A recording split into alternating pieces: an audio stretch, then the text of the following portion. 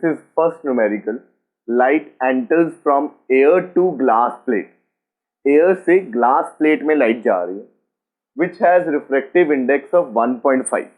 तो ये किसका रिफ्रैक्टिव इंडेक्स हमें दिया हुआ है? ये ग्लास का रिफ्रैक्टिव इंडेक्स हमें गिवन है 1.5.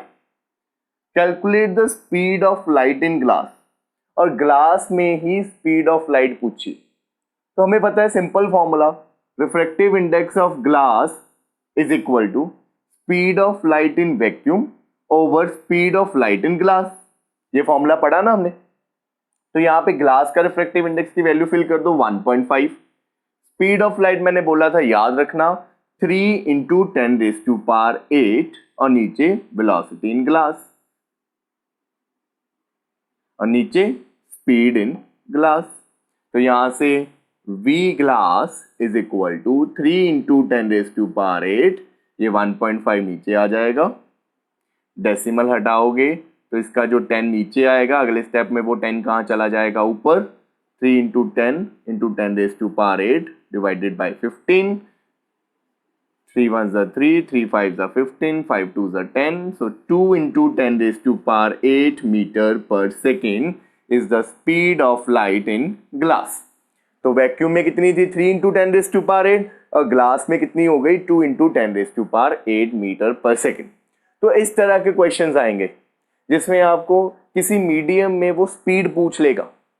और कैसे निकालोगे उसको? निकालने के लिए you just need the refractive index of that medium. अब सेकेंड न्यूमेरिकल करते हैं. So here a ray of light enters into benzene from air. Benzene में लाइट एंटर कर रही है एयर से. तो बेंजीन का रिफ्रैक्टिव इंडेक्स कितना दिया हुआ है? 1.50. तो हमें बेंजीन का रिफ्रैक्टिव इंडेक्स दिया हुआ है 1.5. By what percentage does speed of light reduce in benzene? तो क्वेश्चन पूछा है कि कितने परसेंटेज से स्पीड ऑफ लाइट कम हो जाएगी बेंजीन में जाते ही. तो सबसे पहले हम ये फाइंड करते हैं कि बेंजीन में जाते ही लाइट की स्पीड हो कितनी जाएगी. उसके लिए सिंपल एब्सोल्यूट रिफ्रैक्टिव इंडेक्स का फॉर्मूला लगाते हैं n = c/v. बेंजीन का रिफ्रैक्टिव इंडेक्स 1.5, c कितना है? 3 × 10⁸ एंड दिस v ये क्या बताएगा हमें? वेलोसिटी. क्या बताएगा हमें? Speed of light in benzene. तो यहां से बेंजीन में कितनी स्पीड आ गई लाइट की? वही 3 × 10⁸, ये 1.50 नीचे. 1.50 बोला था, डेसिमल के पीछे हमें पता है जीरो की कोई वैल्यू नहीं होती, इसलिए मैंने जीरो को हटा दिया.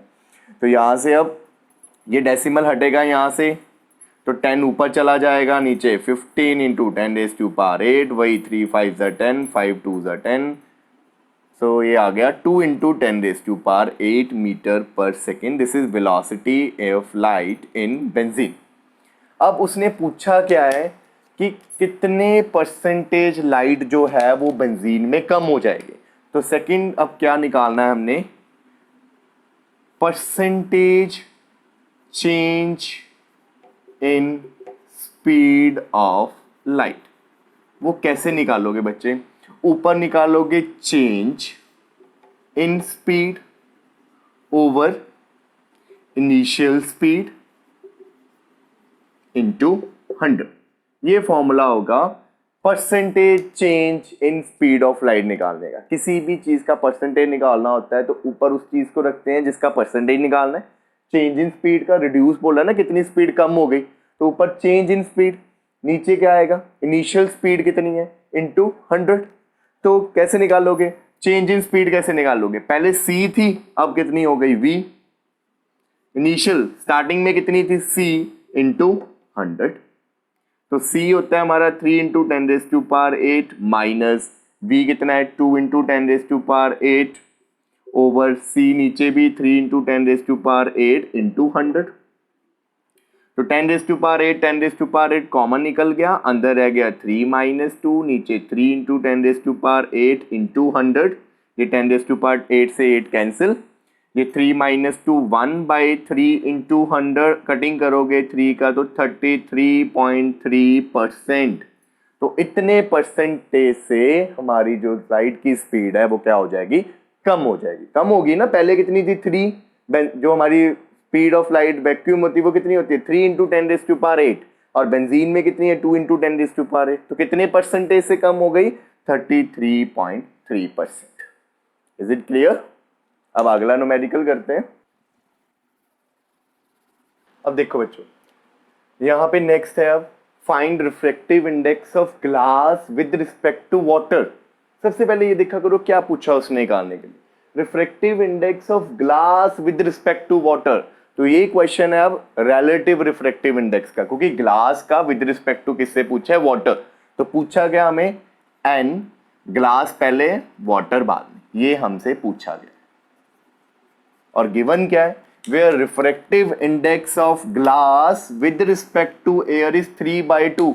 तो ग्लास का विद रिस्पेक्ट टू एयर दिया है, क्या बोला था कि अगर आपको किसी मीडियम का एयर के साथ रिफ्रैक्टिव इंडेक्स दिया हुआ तो वो उसी का ही रिफ्रैक्टिव इंडेक्स होता है ना, वो एब्सोल्यूट रिफ्रैक्टिव इंडेक्स होता है। इसका मतलब ये जो आपको ग्लास का विद रिस्पेक्ट टू एयर दिया है, this is refractive index of glass, absolute refractive index of glass which is equal to 3/2 and that of water with respect to air दिया हुआ है, तो ये भी एयर के साथ दिया है वाटर का, तो ये इनडायरेक्टली हमें किसका रिफ्रैक्टिव इंडेक्स दिया है, वाटर का। तो वो कितना है 4/3। अब अगर ये निकालना है आपने ग्लास का विद रिस्पेक्ट टू वाटर, तो एब्सोल्यूट रिफ्रैक्टिव इंडेक्स तो चलो आपके पास है। अब रिफ्रैक्टिव जो रिलेटिव वाला था वो कैसे निकलता था, ग्लास का वाटर के साथ निकालना है, तो ग्लास का रिफ्रैक्टिव इंडेक्स ऊपर, वाटर का रिफ्रैक्टिव इंडेक्स नीचे, ऐसे निकालते थे आप। ग्लास का रिफ्रैक्टिव इंडेक्स ऊपर, वाटर का रिफ्रैक्टिव इंडेक्स नीचे। और इसका दूसरा फॉर्मूला क्या होता था, स्पीड के साथ, है ना। तो अगर ग्लास ऊपर है तो स्पीड किसकी ऊपर आती थी, वाटर में, और नीचे वाटर है तो speed of light in glass.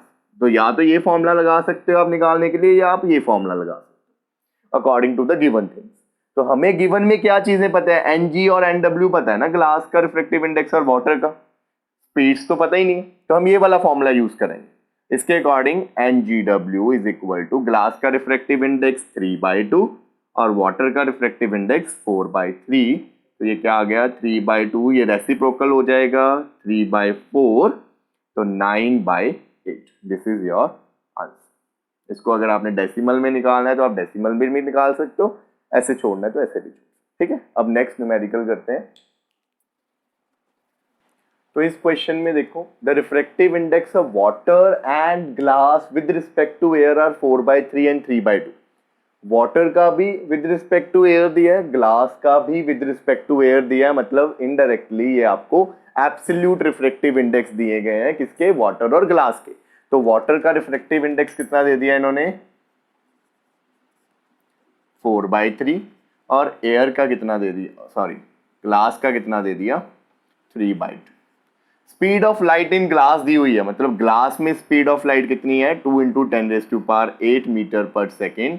एक तो पूछा है speed of light in air, आपको पता है वैसे तो 3 × 10⁸, जो हमें सीधा ही याद है, पर इसने पूछा है तो इसको कैलकुलेट करके दिखानी पड़ेगी। और दूसरा इसने पूछा है speed of light in water, water में बताओ। अब आपके पास देखो मेन चीज तो यही गिवन है, वाटर का रिफ्रैक्टिव इंडेक्स और ग्लास का। ऊपर से आपको ग्लास की इन्होंने स्पीड दे दी है कि लाइट की ग्लास में स्पीड कितनी है, इतनी। तो मैं ग्लास का रिफ्रैक्टिव इंडेक्स का फॉर्मूला लगा दूं, क्या होगा, ऊपर सी नीचे वेलोसिटी इन ग्लास, यही था फॉर्मूला एब्सोल्यूट का। ऊपर सी नीचे उस मीडियम में लाइट की स्पीड। तो यहाँ पे वैल्यू फिल कर दो, एन जी इज 3/2, सी निकालना है आपने, वी जी दिया हुआ है 2 × 10⁸, सी रह गया इधर ही, ये उधर जाके मल्टीप्लाई हो जाएगा 2 × 10⁸, ये 2 के साथ 2 कैंसिल, तो कितना आंसर आ गया 3 × 10⁸ मीटर पर second. So this is the speed of light in air. तो ये तो निकल गया।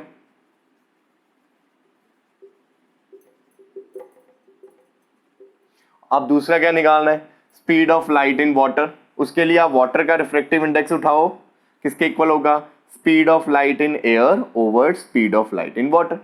अब आपके पास इसकी वैल्यू है 4/3, सी की वैल्यू भी निकाल दी 3 × 10⁸, नीचे वी डब्ल्यू एज सच, तो यहाँ से वी डब्ल्यू किसके इक्वल आ गया, ये ऊपर चला जाएगा, ये नीचे 3 × 10⁸, 4 नीचे 3 ऊपर, तो ये आ गया 9/4 × 10⁸, अगर डेसिमल में करना है तो इसको फर्दर जो है आगे डेसिमल में कर सकते हो। कितना आ जाएगा, 4 2 8।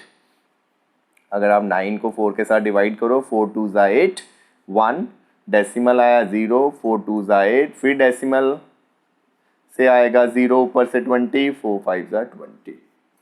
तो answer is your 2.25 into 10⁸ metre पर सेकेंड।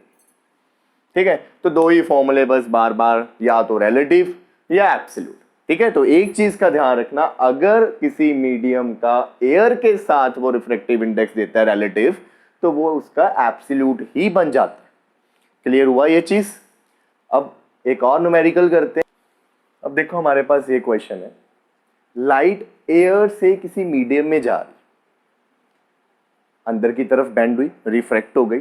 इंसिडेंट एंगल कितना दिया हुआ इस केस में आपको, 45, और रिफ्रैक्टेड एंगल कितना दिया हुआ है आपको इस केस में, 30।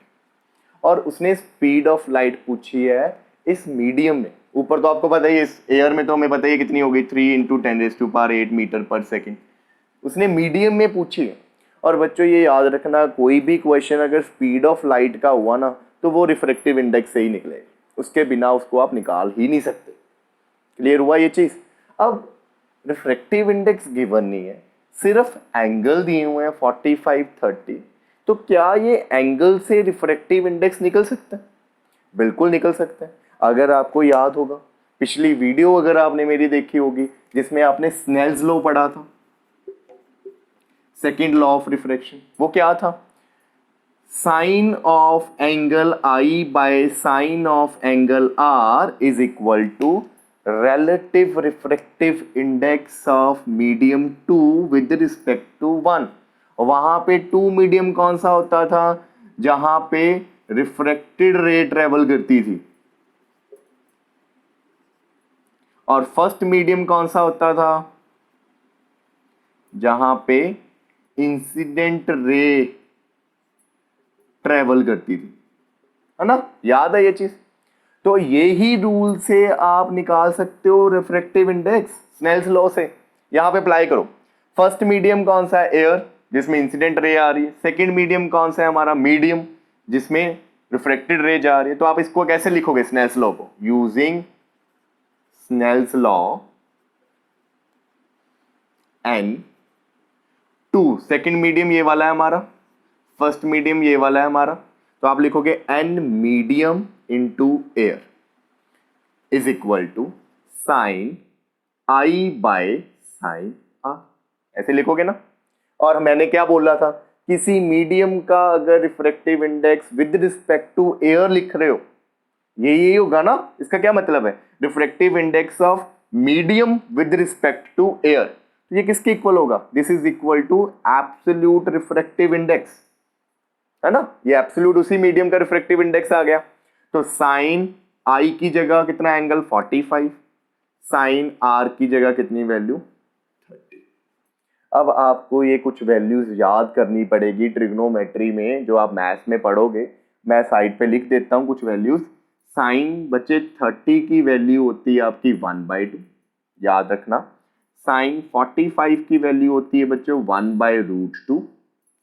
साइन 60 की वैल्यू होगी बच्चों √3/2, और साइन 90 की वैल्यू होती है बच्चों 1। ये आपको वैल्यूज याद करनी पड़ेगी। तो यहाँ पे वैल्यू फिल कर दो। एन मीडियम किसके इक्वल आ गया, sine 45 is 1/√2 and sine 30 is 1/2। Reciprocal किया, 1/√2 इंटू 2 ऊपर चला जाएगा।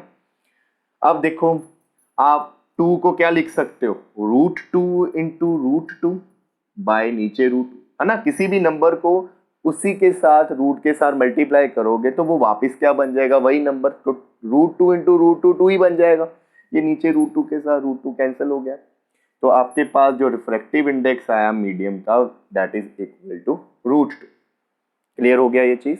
अब हमने निकालना क्या है, speed of light in medium. अब आपके पास रिफ्रैक्टिव इंडेक्स है, उस मीडियम का रिफ्रैक्टिव इंडेक्स यू हैव, तो रिफ्रैक्टिव इंडेक्स है तो स्पीड तो निकल ही जाएगी। तो देखो, तो रिफ्रैक्टिव इंडेक्स आ गया हमारे पास √2। रिफ्रैक्टिव इंडेक्स का फॉर्मूला क्या था, वेलोसिटी ऊपर आएगी स्पीड ऑफ लाइट, नीचे आएगा वेलोसिटी इन दैट मीडियम। यहाँ पे √2। तो ये v मीडियम निकालना, ये उधर चला जाएगा, ये नीचे आ जाएगा, तो v medium is equal to c by √2। c की वैल्यू को फिल कर दो, 3 इंटू 10⁸ मीटर पर सेकेंड और नीचे √2 एज सच। ठीक है, रेशनलाइज कर दो इसको, 3 बाय √2 इंटू 10⁸। रेशनलाइज कैसे करोगे, ऊपर भी √2 के साथ मल्टीप्लाई, नीचे भी √2 के साथ मल्टीप्लाई। अब मैं बाकी इधर देख लेता हूं। तो v medium is equal to, देखो √2 इंटू √2 2 हो गया, ऊपर 3√2 इंटू 10⁸, नीचे 2 आ गया, 3 और 2 को डिवाइड करें तो 1.5 इंटू √2 की वैल्यू होती है 1.414 इंटू 10⁸। तो इसको सॉल्व करेंगे तो you will get 2.12 into 10⁸ metre पर सेकेंड। तो ये थोड़ा सा हार्ड क्वेश्चन था, जिसमें पहले आपको रिफ्रैक्टिव इंडेक्स निकालना पड़ा यूजिंग स्नेल्स लॉ, और उसके बाद एब्सोल्यूट रिफ्रैक्टिव इंडेक्स का फॉर्मूला लगाया और आपको उस मीडियम में स्पीड ऑफ लाइट का पता लगा। क्लियर है ये चीज? तो इस तरह के क्वेश्चन भी आ सकते हैं। सो आई होप कि अब आपको ये कंसेप्ट अच्छे से क्लियर हो जाएगा। इन न्यूमेरिकल्स को अच्छे से करना, और अगर कोई डाउट हो तो ask me in the comment section. So that's all for today. I hope you like my video. Please like and subscribe my channel अगर आपको मेरे एफर्ट्स अच्छे लग रहे हैं। Thank you.